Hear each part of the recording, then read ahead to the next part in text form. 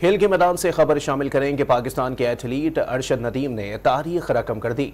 World athletics championship के javelin throw मुकाबले में सिल्वर मेडल जीत लिया। तफसील जानते हैं रिपोर्ट में। अरशद नदीम ने फिर तारीख रकम कर दी, कौम का सर फख्र से बुलंद कर दिया। वर्ल्ड एथलेटिक्स चैंपियनशिप में सिल्वर मेडल जीत लिया। बुडापेस्ट में जारी वर्ल्ड एथलेटिक्स चैंपियनशिप के जेवलिन थ्रो मुकाबलों में अरशद नदीम की परफॉर्मेंस शानदार रही। पहली थ्रो में कौमी स्टार का आगाज अच्छा न रहा, लेकिन उसके बाद शानदार कमबैक किया। सिर्फ 74 मीटर की पहली थ्रो करने वाले अरशद नदीम ने दूसरी थ्रो 82.81 और तीसरी और चौथी में 87 का हिंसा भी उबूर कर गए।